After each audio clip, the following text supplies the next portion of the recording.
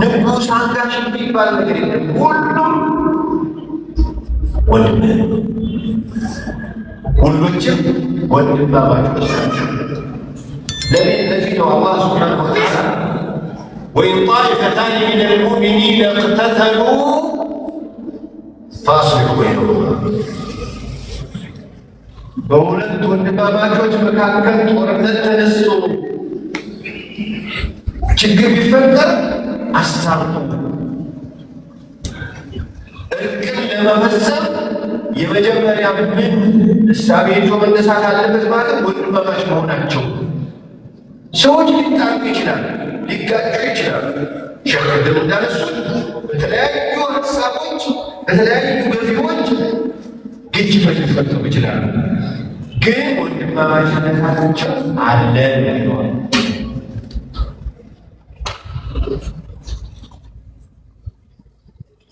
ሁለት ወንድማማቾች ሁለት ሙስሊሞች ሰይፋቸውን አንስተው አንዱ ሌላውን ሊገል ሲሞክር አንዱ ሲገል ወንድሙን ሲገለው ሁለቱም እሳት ይገባሉ። ባሉበት አይሰጥ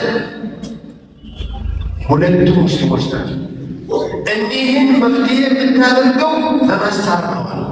አንዳንድ ጊዜ ትንሽ ጉልበት አለኝ፣ ሀብት አለኝ፣ ብሔር አለኝ፣ ደጋፊ አለኝ፣ ቲፎዞ አለኝ የሚል አካል የሚል ይችላል።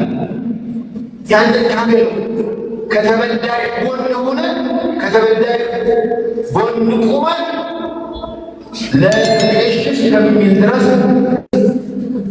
እርግን አሚን ብሎ እስከሚቀበል ድረስ ታገር እንዳለው። ስለዚህ የኢስላም ትልቅ የወንድማማችነት ምንጩ ኢስላም ሻሃዳው ላኢላሃ ኢለላህ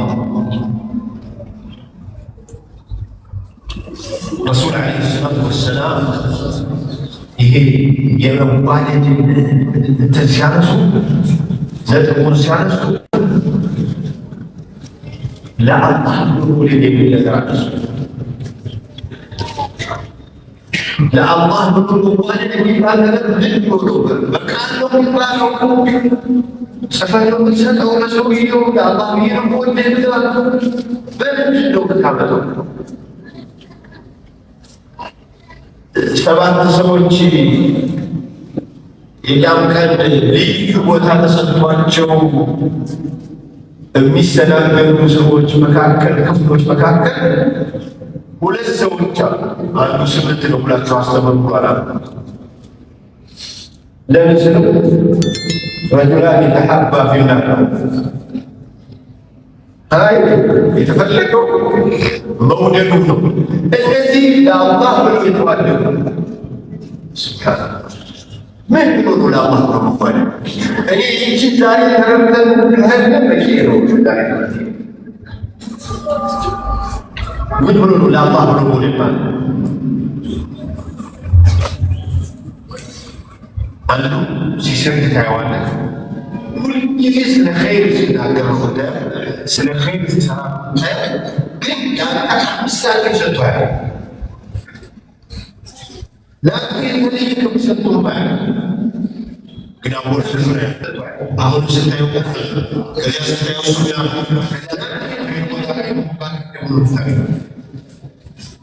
ይህ ሰውዬ ለአንተ ለግድ ካሰብከው ለአኼራ ለይተህ ካላሰብክ ካልወደድከው በስተቀር የሚወደድበት ምክንያት የለውም። ስትወጣ ስትገባ ምናምን ይልሃል፣ ይንከባከባል፣ የሌለህበትን ይክባል፣ ምናምን ያወጣል። ግን ዜሮ በዲን ላይ ስታየው ይከባል። አንተን የሚነካ ዋ ያንተ ቲፎዞ። ሁለቱ ሰዎች አንተ ጋር የትኛው ናቸው? አንተ ጋር